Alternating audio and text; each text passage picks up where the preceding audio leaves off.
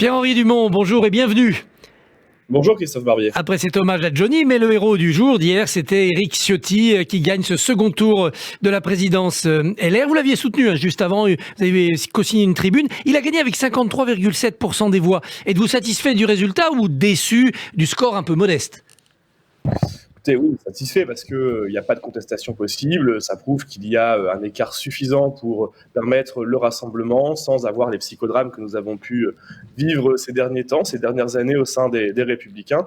Ça tombe bien, nous ne sommes aujourd'hui pas assez puissants pour nous diviser. Donc l'heure est au rassemblement derrière le nouveau président des Républicains, Éric Ciotti.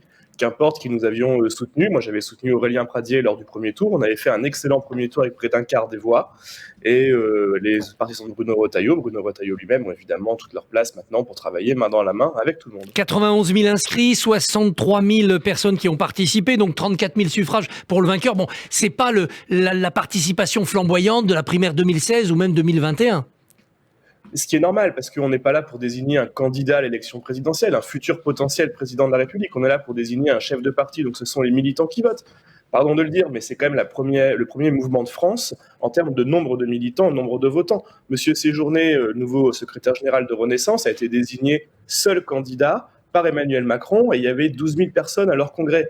Le nombre de voix que fait Aurélien Pradié, c'est le nombre de voix au premier tour qui permet à monsieur le nouveau président Bardella du Rassemblement national d'être élu. Le Europe Écologie Les Verts, ils ont à peine 5 000 votants. On a eu le psychodrame à la France Insoumise qui s'est passé, où le nouveau coordinateur national, c'est-à-dire celui qui remplace monsieur Quatennens, qui est embêté avec les affaires de violence conjugale. Donc Manuel Bompard, oui. Par Jean-Luc Mélenchon. Donc on est le premier parti, nous sommes le premier parti militant de France, nous sommes le seul qui a une aussi grande démocratie interne. Alors la tribune publiée juste avant le second tour disait Éric Ciotti, c'est celui qui fera gagner la droite. Mais gagner quoi et gagner comment ? Écoutez, gagner quoi ? Déjà, gagner ce qu'on gagne déjà, c'est-à-dire les prochaines élections sont les élections sénatoriales l'année prochaine, faire en sorte de garder nos villes, nos villages, nos départements, nos régions, et puis surtout, on a bien compris, l'enjeu c'est l'élection présidentielle. Le grand parti qui est les Républicains, le grand parti héritier du général de Gaulle qui a fondé la Ve République, ne peut pas se permettre d'être un parti qui est minuscule, rikiki, lors des élections présidentielles à moins de 5%. Donc il va falloir maintenant travailler non pas uniquement à savoir qui, mais à savoir quoi, comment, est-ce qu'on va parler à nouveau aux classes populaires, aux classes moyennes, comment est-ce qu'on va parler de tous les sujets à tous les Français. On a un discours extrêmement fort, très identifié encore plus avec Éric à la présidence sur le régalien. Maintenant, il va falloir attaquer d'autres thèmes. Qu'est-ce que la droite a à dire sur l'environnement, sur les retraites ? Voilà, ce sont des sujets qui sont maintenant sur la table, qui ont été apportés par le gouvernement et sur lesquels il va falloir qu'on se positionne extrêmement rapidement. Alors justement, l'un des premiers dossiers, c'est les retraites. Cette réforme des retraites, qui est un peu inspirée de ce que les LR ont proposé plusieurs fois, c'est-à-dire 65 ans. Est-ce que vous allez la voter ? Alors, moi, je suis contre le report de l'âge légal de départ à la retraite à 65 ans, pour une raison qui est très simple, c'est que je pense qu'on demande des efforts aux mêmes personnes, à ceux qui ont travaillé tôt, qui travaillent dur, et à qui on va demander de travailler plus longtemps. Aujourd'hui, il y a plus de la moitié des Françaises et des Français qui ne partent déjà pas à l'âge légal de départ à 62 ans, qui partent soit au moins 2 ans avant, soit au moins 2 ans après, dont 10% qui sont en invalidité. Donc, la logique du décalage de l'âge légal, c'est moins puissant que la logique de l'augmentation de la durée de cotisation. Cette augmentation de la durée de cotisation qui permettrait au final de pouvoir mieux récompenser les carrières longues, mieux récompenser les métiers pénibles. Imaginons un système comme dans la police ou dans l'armée, 5 années dans un métier pénible égale 1 an de gagné sur la retraite. C'est quelque chose qui me semble beaucoup plus juste qu'une augmentation pure et simple de décalage de l'âge légal de départ à la retraite. Yaël Braun-Pivet, la présidente de l'Assemblée, a bien dit hier que la porte restait ouverte à ce type d'accommodement de la réforme. Oui, écoutez, tant mieux, mais vous savez, la façon, le véhicule sur lequel le gouvernement travaille pour faire passer sa réforme, c'est ce qu'on appelle un projet de loi de financement de la sécurité sociale rectificatif. C'est un terme un peu barbare, mais ça veut dire une chose, ça veut dire qu'ils ont un 49.3 gratuit. Possible, donc, pas certain. Si ça passe avec vous, ils se dispenseront de 49.3. Non, mais en tout cas, c'est un 49.3 potentiel qui est gratuit, qui ne compte pas dans leur droit de tirage d'un 49.3 par an, puisque c'est un texte budgétaire. Et donc, on voit bien qu'ils sont prêts à passer en force. La menace du pistolet sur la tempe pour négocier, c'est pas forcément le meilleur moyen de commencer à discuter. Vous parliez d'environnement aussi. Est-ce que les LR voteront la loi sur les énergies renouvelables ? Elle a été votée par les sénateurs LR. Elle a été votée par les sénateurs LR, il y a des ajustements à faire, il y a en particulier la question des éoliennes. Ce texte vient à l'envers, c'est-à-dire qu'il n'y a pas de programmation aujourd'hui de l'énergie en France, du moins il y en a une, mais qui est une programmation obsolète, qui est la précédente de M. Macron, qui vise à fermer 14 réacteurs nucléaires. Il fallait d'abord refaire une programmation, puis après mettre en place les outils. Là, il commence par la boîte à outils. C'est un choix qui a été fait. Dedans, les énergies renouvelables, on parle quasiment que de l'éolien. L'éolien, si on veut atteindre les objectifs de loi de programmation qui est toujours en vigueur, il faudrait couvrir un département de France entièrement d'éoliennes, 1% du territoire. C'est évidemment infaisable. Nous, ce que nous voulons, c'est en tout cas déjà donner un droit de veto aux maires, que les maires puissent dire oui ou non. S'ils disent non, il n'y a pas de projet d'éolienne. La loi aujourd'hui ne le permet pas. La loi telle qu'elle est sortie du Sénat, parce qu'il fallait trouver un accord avec les centristes, ne permet pas de donner ce droit de veto aux maires. Nous voulons le remettre, ce droit de veto, dans les mains du maire, et puis développer d'autres formes d'énergie renouvelable. Parlons de l'hydraulique, par exemple. On a vu un projet là, ce week-end de mini-station hydraulique qui a été retoqué, auquel la justice demande de détruire cette mini-station hydraulique qui pouvait permettre de fournir de l'électricité à 25% de la population d'une petite ville. C'est une aberration, nous sommes en train de marcher sur la tête. Vous évoquiez Stéphane Séjourné, ce matin dans Le Parisien, aujourd'hui, il tend la main au LR, il dit voilà, venez travailler avec nous parce que Éric Ciotti, c'est la dérive droitière. Écoutez, c'est technique de rapace de la politique, ça va 2 secondes. Laissons à Éric Ciotti le temps de pouvoir présenter ce qu'il a à faire, de pouvoir rassembler largement. Il va par exemple présenter une équipe de direction qui, j'en suis certain, incorporera l'ensemble des sensibilités de la droite. Vous savez, hier, on avait réussi à travailler avec des gens aussi différents que Jacques Chirac, Pasqua, Seguin. Je ne vois pas encore aujourd'hui, on n'arriverait pas à travailler tous ensemble. Parce que Éric Ciotti, c'est l'homme qui a dit plutôt Zemmour que Macron. Il l'a dit pendant la présidentielle. Il a corrigé le tir depuis, vous êtes rassuré ? Il a corrigé le tir depuis. La ligne est très claire. C'est pas d'alliance ni avec le Rassemblement national, ni avec Éric Zemmour, et ni avec Emmanuel Macron. On va tracer notre sillon, et pour cela, on a besoin de tout le monde.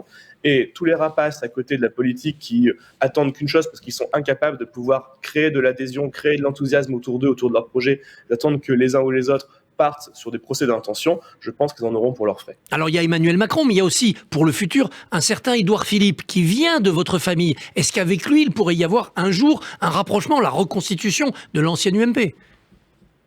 Pardon, mais Édouard Philippe a porté la politique d'Emmanuel Macron. Il a été Premier ministre d'Emmanuel Macron. C'est le premier des traîtres. C'est celui qui se cache à l'arrière d'une voiture pour aller rencontrer Emmanuel Macron. Celui qui est obligé de se dissimuler derrière un voile, derrière un drap dans une voiture pour fuir le siège des Républicains. Donc, vous voyez bien qu'on ne peut pas faire confiance à ces personnes-là. C'est un chef de parti qui a son groupe à l'Assemblée nationale, groupe qui est au sein de la majorité présidentielle. On ne peut pas incarner un projet d'avenir, un projet d'espérance, un projet de rupture avec le quinquennat d'Emmanuel Macron en reprenant les vieilles recettes, les vieilles tambouilles, que ce soit des alliances politiques d'arrière-cuisine ou que ce soit avec des personnes qui ont mené la politique d'Emmanuel Macron qui continue d'appuyer aujourd'hui. Alors, vous l'avez dit au début, il ne s'agissait pas hier de désigner le candidat LR à la présidentielle 2027. Et pourtant, Éric Ciotti, dans sa campagne, a bien dit « Avec moi, ce sera Laurent Wauquiez, notre candidat naturel ». Est-ce que vous ne pensez pas que c'est une sorte d'atteinte à la démocratie que de dire comme ça « Le candidat est déjà choisi ». Éric Ciotti a exprimé une préférence, qui est celle d'avoir Laurent Wauquiez désigné candidat pour les Républicains. Il avait donné un calendrier. Le calendrier a un petit peu évolué parce qu'il a dit que c'était plus maintenant dès début 23, c'est quand Laurent Wauquiez sera potentiellement prêt. Donc déjà, on voit qu'il y a une évolution. Et puis surtout, ce qui a été décidé, c'est un mode de désignation. Ce mode de désignation, c'est ce que nous proposions avec Aurélien. C'est ce mode de désignation qui était celui du RPR, c'est-à-dire on arrête avec les primaires, on arrête avec les bidules, on arrête avec les choix, on arrête avec les électeurs qui sont faits un système de cartes à quelques semaines du vote. Non, on désigne en bureau politique. Ce candidat est présenté aux militants, aux adhérents qui disent oui ou non. Et donc, laissons d'abord les potentiels candidats nous expliquer qu'ils désirent être candidats, puis après se mettre d'accord ensemble, parce que vous savez, le système de primaire, le système de mode de désignation, quel que soit le nom que ça porte, c'est en fait la technique de la lâcheté. Parce qu'ils ne sont pas de potentiels présidentiables, ne sont pas capables de se mettre d'accord entre eux à 5-6 pour savoir qui est le meilleur d'entre eux, et donc ils reportent la charge de la décision sur les autres. Je trouve que c'est un peu hypocrite comme système. Laissons-nous se mettre d'accord, comme ça se faisait auparavant. Vous n'avez pas fait tant de tort à l'époque quand on a désigné nos candidats comme cela, puisqu'on gagnait les élections. Et Aurélien Pradier sera participant de cette compétition-là. Il a pris une stature présidentielle dans le parti ? Je ne sais pas s'il a pris une stature présidentielle, il faudra voir s'il en a envie, mais la réalité, c'est qu'on est encore bien trop tôt pour parler de tout ça. On est fin 2022, calmons-nous un petit peu, faisons en sorte de, je vous dis, d'abord rassembler le parti, c'est l'enjeu au lendemain d'une élection interne. Rassemblons un parti qui en a besoin, parce qu'on a besoin d'être une voix forte, d'être une voix unie à l'Assemblée, au Sénat, sur l'ensemble des territoires. Puis après, on verra ce qui doit se passer pour 2027, mais il y a encore beaucoup de temps. Une droite populaire, comme celle qui a été prônée par Aurélien Pradier, avec sa dimension sociale, elle peut aussi discuter avec Xavier Bertrand, qui est un pied dedans, un pied dehors par rapport au LR. Non, Xavier Bertrand est adhérent des Républicains, il a sa carte, probablement qu'il a dû voter hier aux élections internes, et donc il n'y a pas besoin de discuter avec quelqu'un qui est déjà au sein des Républicains. Xavier Bertrand, moi je suis ami avec Xavier Bertrand, donc je le dis de façon beaucoup plus claire et simple, il a toute sa place au sein des LR, et c'est une voix évidemment qui est extrêmement importante au sein de notre famille politique, c'est une grande voix des Républicains, et je suis heureux qu'il puisse continuer à porter sa voix un peu singulière et tellement nécessaire au sein des Républicains. Un mot pour finir du scandale qui secoue le Parlement européen où certains élus, certains responsables liés au Parti socialiste sont accusés de corruption par le Qatar. Scandale. Oui, scandale, ce sont des techniques d'autre temps. Qui peut aujourd'hui imaginer qu'au XXIe siècle, on a des liasses de billets, des sacs de billets qui se baladent dans les appartements? C'est profondément scandaleux. Et évidemment, tous ceux qui ont été corrompus par le Qatar ou par un autre État, parce que peut-être malheureusement qu'il n'y a pas que le Qatar, si ces pratiques sont avérées, doivent évidemment être sanctionnés, si possible être démis de leurs fonctions, et puis faire en sorte que demain, les votes, les décisions qui soient prises, soient des décisions qui soient prises dans l'intérêt du peuple, et non pas dans l'intérêt d'États qui font pression, d'une part, ou accompagnent avec des versements en montre, en argent liquide, les décisions des décideurs politiques français ou européens. Pierre-Henri Dumont, merci beaucoup et bonne journée dans le Pas-de-Calais. Merci beaucoup. Merci beaucoup Christophe Barbier. Demain matin 7h45, votre invité sera Cyrielle Châtelain, député de l'Isère et président du groupe Europe Écologie Les Verts à l'Assemblée nationale.